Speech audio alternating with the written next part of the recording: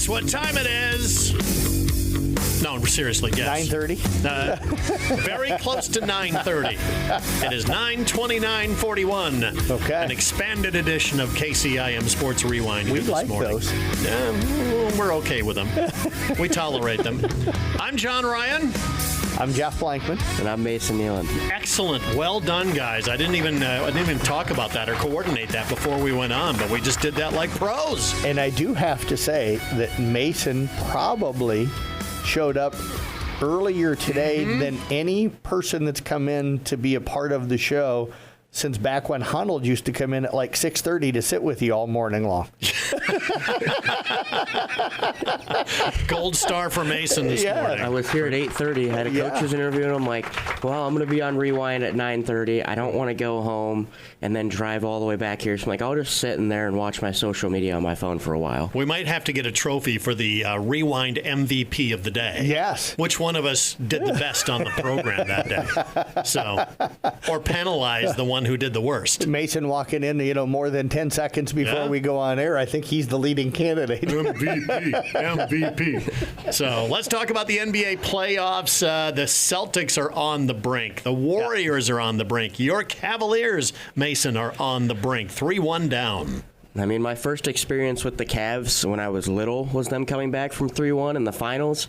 So I wouldn't be shocked if it happened, but honestly, I see it being Indiana and New taking York. them down big. Halliburton has been unbelievable. He has, but he scored like 8 points or 11 points or something last night, but he distributes so well and played so well on the defensive end. That, I hate the fact he gets chanted at all the time by the Cavs fans, overrated. Right. And then he goes out and burns them, in a game and basically wins it at the end by himself. Yeah, right now they would take him over their top players because he's outplaying them in this playoff series. Absolutely. I heard Pablo Torre saying the other day, he's like, Cavaliers just got exposed. They're not a great playoff team. Right. They might be a good regular season team, but they are not a great playoff team. And I think that was the concern in even mid part of the season is how well will this team do come postseason time. So it's I'm starting to sit back and then man, are the Pacers the only team that's going to be left that I can even somewhat root for?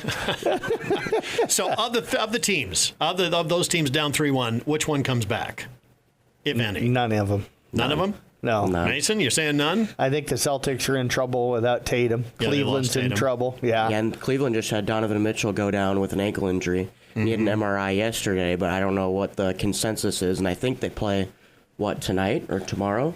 Tomorrow, I think. And Steph, if Steph doesn't come back, then Golden State.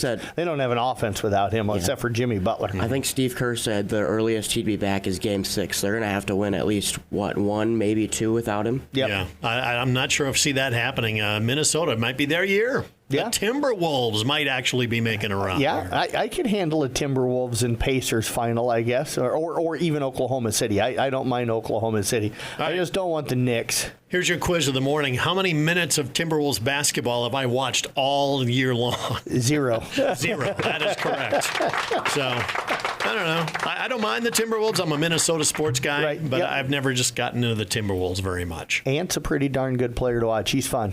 Yep. What do you think about the Dallas Mavericks getting the number 1 pick? Mason, you and I were talking about that before the show here. Do you want my real feelings about it? Sure. Or? Yes. We want the unabridged. We might fire you for language version of that. I think the NBA draft lottery has to be rigged somehow. There's no way that you trade one of the best players on the planet in Luka Doncic and you get rewarded with another best player in Cooper Flag coming into the NBA. A 1.8% chance of getting the number 1 pick. Yep. First time in history anybody's jumped 10 spots in the draft to be able to get that number 1 pick. And it completely turns around Nico Harrison in that franchise. He was going to be canned, I'm sure, if things didn't work out. And now, then they can do a lot of things. They may not have to take a Cooper Flag. There's talk that they could trade that number 1 pick to Milwaukee for Giannis, and stuff. So there's still things that they could do with that number 1 pick. What would they give? What would another team give for Cooper Flag? Yeah. I mean, I think you could get Giannis out of Milwaukee. You could probably get Embiid out of Philly, but I don't think that's a route they're going to want to go. No. There's, a guy who's injured that much. Yep. And speaking of Philly, Nick Nurse and the Phillies, the 76ers, they got the third pick, I think it was? Yeah. They were supposed to have, were they the worst record? No, it was the Jazz and the Hornets. The Jazz and the Hornets, two worst. okay. So the draft order is the Mavericks, the Spurs, they get second pick. 76ers are third, Charlotte Hornets are fourth, Jazz are fifth. So there's the top 5 draft order. But yeah, and you were saying, Mason, that the Bulls and the Mavericks were tied, basically. Yep. Yeah, they were tied with 1.7, and the way that they got it to 1.8 is they did a coin flip behind doors, and the Mavericks won the coin flip, and that 1.8 got them up to the number 1 pick. And so something I saw, at least on social media, is when Josh Giddey hit that half-court shot against the Lakers, if he would have missed that, they would have got 1.8. It all comes down to just those little minute details. But is that I'm not sure that I don't like the system the NBA uses because I don't understand it mostly. I think part of it. But the NFL has teams that tank. I mean, and baseball teams that just. Well, baseball doesn't really. It's years before you see a guy in major leagues. Yeah. But football teams, when they're coming down to the end, our superstars are all hurt. We're resting them. And that's what the NBA is trying to stop. I guess it must have gotten really bad for them. I don't quite understand why take 10 teams, everybody that don't make the playoffs, because then you have a talented team like Dallas that just had injury issues this year, and stuff, and now all of a sudden you give them the number 1 pick and you completely turn that. They were going to be better next year anyway, because if you get Kyrie back and Anthony Davis back, you're immediately better. But now you give them potentially Cooper Flagg or whoever they can trade for, and they might become a top 3 or 4 team in the West because of that. And to me, maybe you should just have it where it's maybe the bottom 5 teams or bottom 4 teams or something that are in that draft lottery. But I don't know. I'm a Bulls fan, so I'm sitting here going, don't flip the coin, just put us in the mix and let us win that, Cooper Flagg draw. I'm frustrated because now the Bulls could have been that team in that spot, and then they ended up not being. Well, that'll be interesting to see Dallas what they do with that pick, because you've got a window maybe right now. You need 3 superstars basically on your team to win an NBA championship. It seems like anymore. So you've got Kyrie, you've got Anthony Davis. Now, if you add Giannis in that mix instead of Cooper Flagg, I don't know. Is that your championship window right there? Yeah, I don't know. The question then becomes even whether it's Giannis or if they draft Cooper Flagg. You have 3 stars. Is there enough basketballs to go around for everybody? How do they work together? How does the system fit? And all that stuff. Because I know I'm going to make a lot of LeBron James fans mad, but he's put himself on a lot of teams with a lot of superstars over the years that haven't won titles because it hasn't been a good mix. And they haven't gelled well enough to be able to win titles. Yeah, or they go out. Do they add someone like KD over the weekend? It's just there's a lot of different possibilities now for Dallas. Other news that's happening, of course, is more on the statewide scene. We got the news yesterday that Bernie Sagow from the Iowa Athletic Association passing away at the age of 96. Born in Denison, played 4 sports there. Went to BV, played multiple sports there. He was been with the association in 1963, I think they said, and was there until 2003, 2005, something like that. Yeah, instituted a lot of milestone moments for boys sports in Iowa. Yeah, he's a legend at the High School Athletic Association. So it was kind of surprising news yesterday when got the email from Chris Cuellar over at the the association that Bernie had passed away. Yeah, I don't know, Chris, if how much Bernie hung around, if he was ever around the building. Yeah, I'm not for sure. Because it's been a while since he has been with the association. Yeah. But check this out. He was there with the creation of the football playoffs in 1972. One of the first states to utilize the 3-point shot in high school basketball. That was 1982. And maybe the biggest one is he had a wellness and substance abuse coordinator position that he created in 1989 that kind of launched that first wrestling weight loss program that they were like, okay, we're not doing this in the right way. It's dangerous for the athletes. Yep, and I think it's continued to grow. I know just in the last few years they've kind of changed it up a little bit where you can only lose a certain amount, over a certain amount of period of time and everything. So yeah, some of the things that he started years ago just continue to improve high school athletics. So. Yeah, the wrestling thing, I mean, that was like in the 80s. Like I said, I remember a guy telling me, he goes, I look back at our pictures now and we just look like, we escaped from someplace because we were just gaunt and starving ourselves to try to make weight. Yeah, absolutely. Yeah, they had those, those wrestling suits or whatever where they'd go in and wear them and sweat, so bad, and they wouldn't eat, and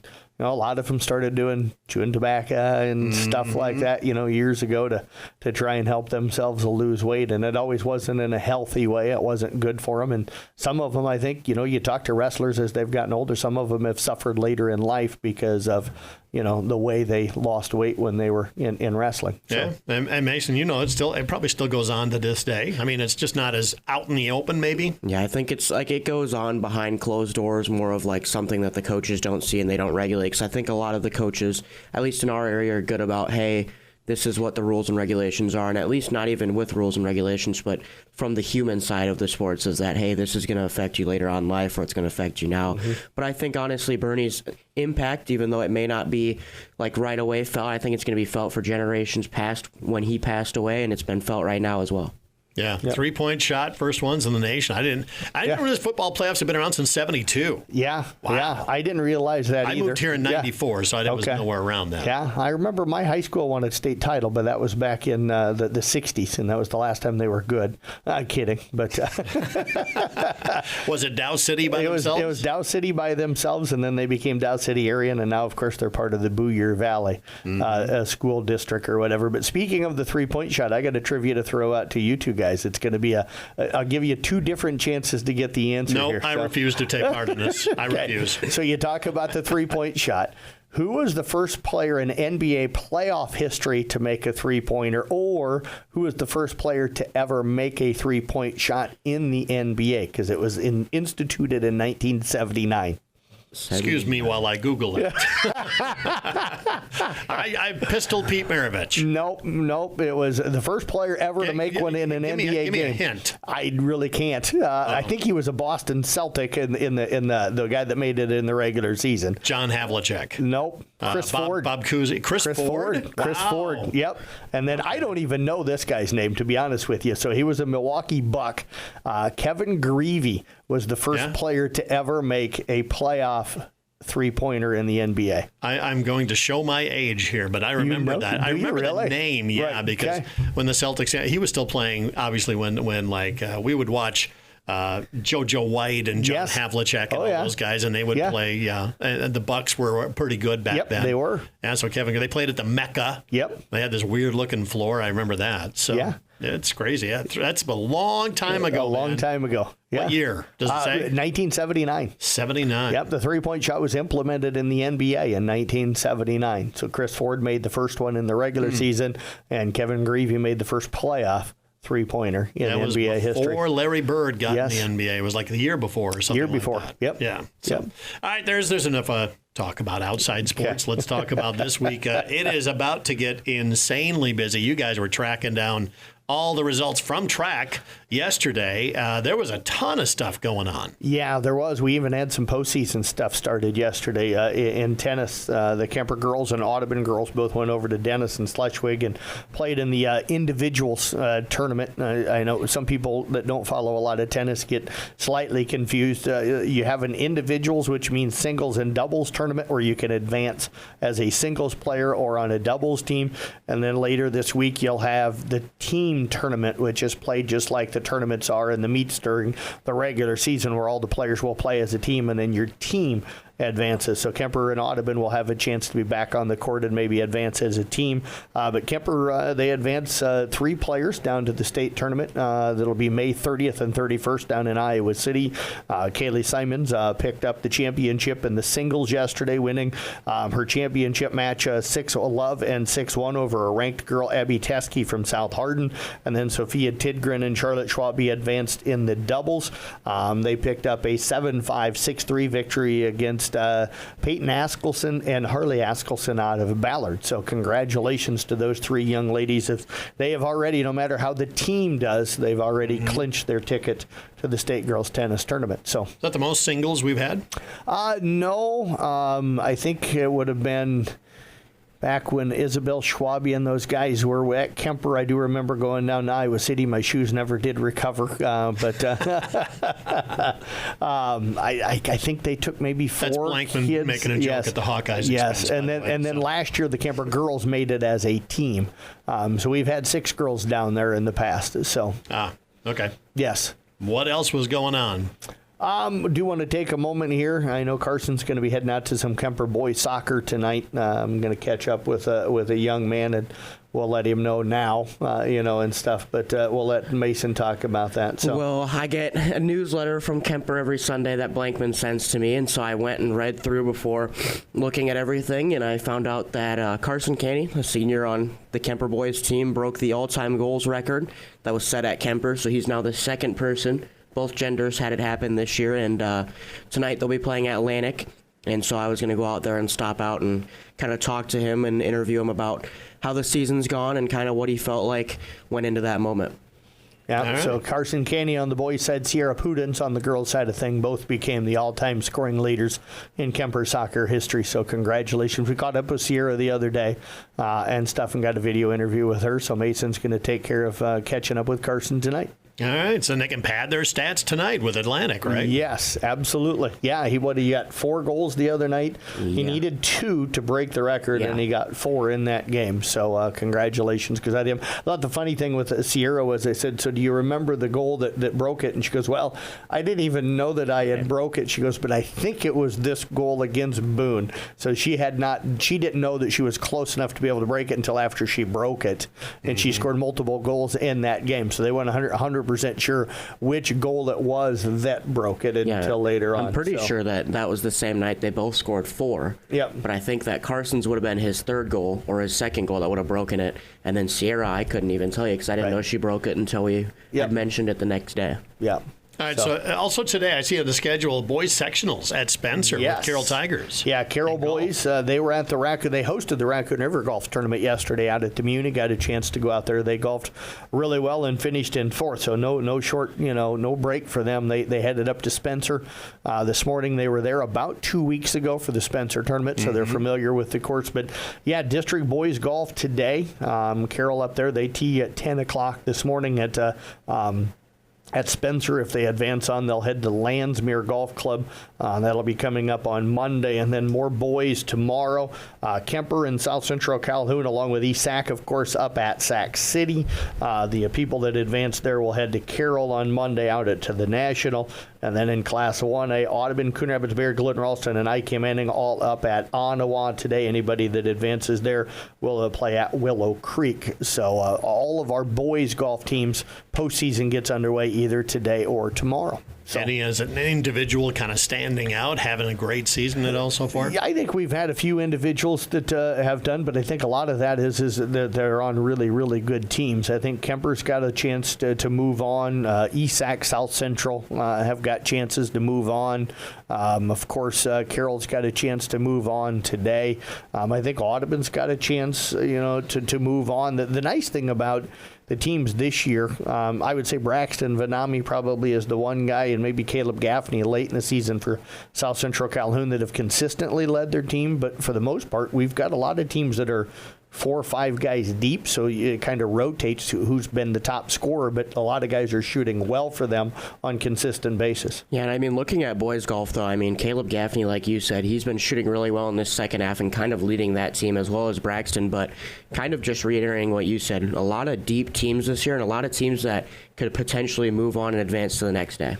Yep. A lot more golf coming up on Wednesday. Again, districts for these teams don't come up until next Monday. Right. The 1A and Kemper as well. Yep. So sectionals are today, and then they turn around on Monday of next week into the districts. And then I know we've got district tennis coming up tomorrow as well, singles and doubles for the boys. Audubon will be at Boone, and Kemper goes down to Red Oak. Both those start at 8 o'clock tomorrow morning. And then we've got state qualifying track coming up for everybody on Thursday. Arweva goes to Griswold. The boys from Audubon, along with the girls and boys from Kuhn, Glidden, Ralston, and Payton-Chardin are at Madrid. I'll be over there. We'll talk about coverage here in just a moment. ICAM goes to Woodbine. The Audubon girls by themselves go down to Clarinda because they're in Class 2A. ESAC, Kemper, and South Central Calhoun over at Ogden. Mason's going to be there, and then Carroll goes over to Nevada. So that'll come up on Thursday. So what Mason and I are going to do, I'm going to go to the one in Madrid. Mason will be at the one in Ogden. It's the two places that have the most teams. You can go to our CB Sports Network Twitter page. We'll tweet out the results from all of our area kids as the events are finishing up and happening. And then we'll write our recap stories, so you'll get individual recap stories of all of the different districts tomorrow night. So girls and boys will be on the same story, but we'll let you know who is automatically qualified for state in Class 1A. You have to win the district to automatically qualify.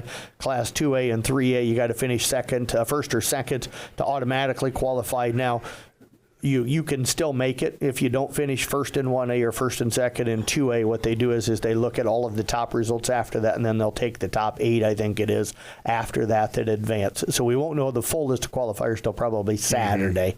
But tomorrow, Thursday, is supposed to be really, really windy, so we'll see how that impacts everybody. Yeah, and then there's slight chance for rain on Thursday. Hopefully not. Possibly, but yes. Yeah, the wind is definitely going to play a factor, and some of that because it's gusting up to like 35 miles an hour. Yeah, and we've had beautiful days for like the last week, and then we get to the day of state qualifying, and the weather's going to be miserable, and then it's probably going to go back to being pretty good. Hot, but pretty good. Yeah, well, you got to get your sunburn going on state track. Yes. So we're going to take a break here. Real quick, then Friday, we've got girls regional golf. We'll talk about that when we come back from the break. All right, that's on the way from KCIM Sports Rewind. As the athletes at your house prepare for hard work and fun of the season, remember that St. Anthony Rehab Services provides physical therapy for any sports injury that may sideline your member of the team. Sports injuries can plague kids of all ages and keep them from playing the sport they love. Athletes will be under the direct supervision of a certified and licensed healthcare professional in the newly renovated sports performance facility. If an injury is keeping your athlete out of the game, call St. Anthony Rehabilitation Services at 794-5000 for sports injury and treatment rehab. It is KCIM Sports Rewind, and so far the MVP, Mason Nealand. I think that's let's vote on it. I agree. I agree. Showed up early this week. Yes, that shows commitment. Yeah, I'm loving it. He beat me into the studio, and I know he will never beat you, but no. Are you going to be here at 5 o'clock in the morning anytime? Who knows? Maybe I'll sleep on the couch and wait. He did say last night. He goes, I got stuff I got to do at the office after we come back from the track meet Sac City. He goes, I might have to work late enough that he goes, I may just sleep on the couch and then just be there tomorrow morning. It's a fine tradition of sleeping on the couch out here at the radio station. So I think we've all done that at some point or another. Love the enthusiasm, though, that she's going to give it a shot to try and be here before I am in the morning, though.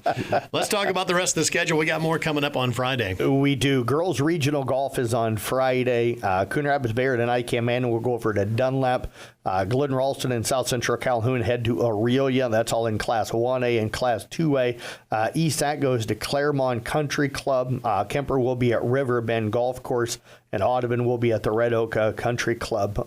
So that's all of the girls golfers that will be out on Friday trying to advance into their regional finals, which will be next Wednesday, May the 21st.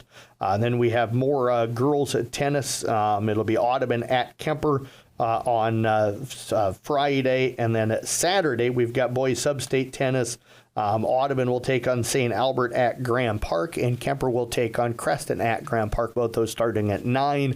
And then the winners will play each other to try and advance on in boys postseason tennis. So. All right. And baseball is creeping into the forecast here before you know it. Before state track, we're going to have baseball, softball beginning. Yeah, baseball games for sure. Softball's just in practice. Luckily, the girls' union didn't make it where they could play games the week of state track, so we're still good there. Reasonable. Yes, but you can always count on the union to be a little more reasonable. And I love the guys over in Boone, but yeah, I had a baseball coach say something to me yesterday. You ready for baseball next Monday? I looked at him and I said no. I'm like, I love baseball, and I don't fault the team and the kids and the players and the coaches and stuff for scheduling games, but we're in the midst of postseason spring sports and have 48 teams in action, and now all of a sudden you throw a whole nother season on top of us, and it's going to be that week's going to just be absolutely crazy trying to keep up with everything that's going on, and I'm not a fan of it. I will rightfully admit that. So. Feels like it's should be spring training or some kind of thing going absolutely. on. But 3 baseball games on Monday night. We'll have 2 of them covered for everybody. Kemper hosting Des Moines Christian, and IKM Manning at Glidden Ralston in a nice matchup of 2 local teams. Then Tuesday, we've got 5 baseball games. We'll get 1 of those covered for you with ESAC at Coon. And then we leave for state track on Wednesday, but we'll still type up articles, but we won't be broadcasting. There's 3 baseball games on Wednesday night, 1 on Thursday, and 1 on Friday night. And then the following Monday is when you get baseball and softball season and games coming up. So, yeah, I don't want to sound bad in saying that. Like I said, I don't want to make it sound like I'm mad at anybody involved with the baseball programs, but it's just, it's not a lot of fun when you're trying to start a season. We got media days that we've got to get scheduled for all the things while we're trying to get out and cover all of the postseason spring stuff, which is the busiest season of all of the seasons. Yeah. So. You got literally 4 sports going on, then you're throwing 2 more on top of that before it even ends. So I want to know if Mason's ready to spend 24 hours a day with sports director Jeff Blankman. Well, I don't know if I don't know. You may come back a changed person. Well, I mean, when we talk about media day tomorrow, we've already got 2 of them starting, so that kind of opened my eyes to the fact of, well, we got state track next week, but I look at it, I'm like, everyone's already got a bat in their hands and a glove, and I'm like, well, it's starting to get nice out, so I figured it was around the corner, but the fact that it starts tomorrow is a little eye-opening. Yeah, we've got Carroll baseball and softball and Kemper baseball and softball both hosting media days tomorrow, and then Glidden Ralston on Friday and stuff. But yeah, and like I said, I feel for the kids, and I know the coaches as well. But the kids, I mean, they've had to deal with this for a while. But you go to track practice or soccer or golf or tennis, and then you turn around and you have to have baseball or softball practice. After that, you're still in school, so you're still doing homework. You're still got semester tests coming up. I mean, it's just it's hectic for us, and I'm complaining about. But what about what the kids and stuff are having to deal with now? I totally understand that for sure. Yep. By the way, Ray reviews for the kind of the remodel and the upgrades to Merchants Park. I understand the netting is easier to see through and things like that. Not that the chicken wire wasn't I liked horrible, the chicken wire, but being able to see a little bit easier through it, and they've got the netting extended down now through the bleachers and things like that. So, and the dugouts look just absolutely professional quality. Have you been there yet? Not yet. Okay. I've just seen pictures. I need to get over there because we've got to go over and make sure all of our equipment's working before Monday next week before we have our first game. Expanded press box. Yeah, expanded press box. I haven't even seen it. Yeah. So if I understand correct, they didn't put our portion where we've always sat into the press box, so we're still going to have that spot, and it's going to be open. Honestly, still. It doesn't matter at Principal Park, Principal Park, Merchants Park. It's a great place to go. Absolutely. And Mason, you've done a whole bunch of Merchants games. Yeah, my only issue I'm going to have here is if that press box gets extended, extend it far enough so that when the sun is setting, please do not overheat my iPad again or make me dripping sweat onto my paper while I'm writing. Because when it was the dead middle of the summer at 3 o'clock, 5 o'clock at night, and the sun is just setting, it'd go straight through that kind of wire behind me. And it felt like I got a bad tan on like my left side. My right side was like kind of still a little white. So I was like, just if it extends, extend it that far. Yeah, it did make it tough. Anytime you'd go over and try and video a baseball game with the sun setting, it would come right through there. And there was no place where we like to sit to be able to put the iPad to keep it out of the sun. And iPads overheat if they're sitting in the sun for too long. So it caused poor Mason a lot of issues. And that's when you have broadcast problems right there. So, State Track, let's talk about that a little bit because you guys have just such great coverage. A couple of years back, the association said, I think these guys are pulling our leg with all these credentials that they want. Right. But then you wrote them an email saying, here's all we do. And they went, Okay. Yep. You're good. You go for it. Yeah. And hopefully we'll get that same treatment again this year. I've got 5 guys with myself included and Mason going down. Myself and Bennett Blake. I know some people to the south of us are going to know that name. Former sports guy down in Atlantic who was awesome and stuff. But him and I are going to be doing all the video interviews. So we will video interview every single one of our athletes after every one of their events, whether it be prelims or finals. And we'll get those video interviews put out. Mason's going to be going down.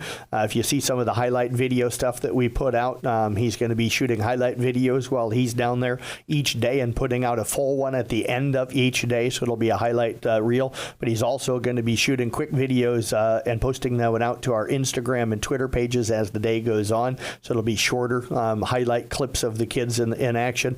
So that's what he's going to be doing every day. Of course, Nick Brinks will be up in the studios. He'll have our updates over on Kick 106.7 as we've always done.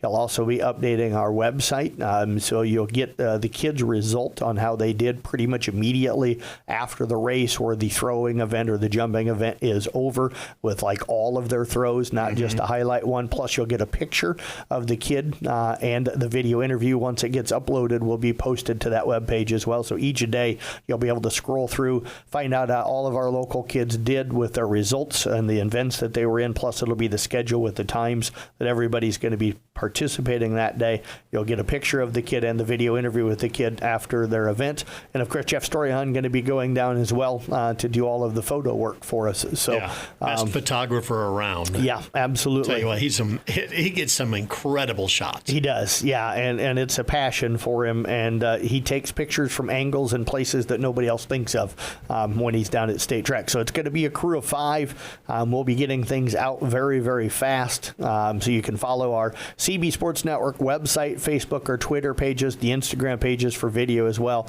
You're going to get all that stuff pretty much all day long from the time things start at 9 o'clock in the morning until they're done at 8, 9 o'clock at night. So. So pretty much everything is online. Yep, everything will be online. It is the only way to cover the wrestling tournament and the state track because there's so much going on. If we tried to even give a tenth of that coverage on air, it'd be impossible. Yep, absolutely. And then Nick does a great job of when he does his updates on Kick, he also records those.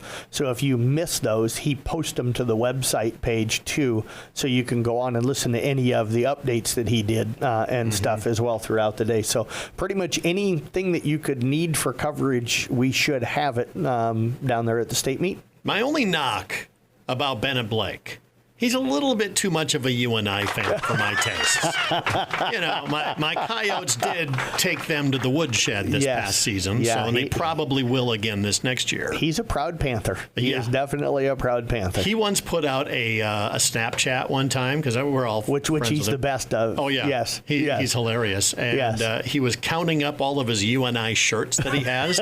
He had like 70 UNI T-shirts, and his whole family is decked out in UNI, and he takes his Panthers pretty That just seriously. made me think we may need to quickly get him some Carroll Broadcasting shirts to be able to wear down at the state meet. I mean, I love the color purple, but it's just not the UNI purple. Sorry about that. Wasn't there a movie, The Color Purple? Yeah. Yeah. I don't know if you're an Oprah Winfrey fan, but no. you'd have to be for that. Yeah. So that is KCIM Sports Rewind for this week. Looking forward to it. Again, the track all happens on Thursday. Going to be a crazy busy day. If you have not got the mobile app, go to your app store right now. CB Sports Network in your app store. You're going to find it. It's the only way you're going to stay on top of everything that is going on. That is KCIM Sports Rewind for this week.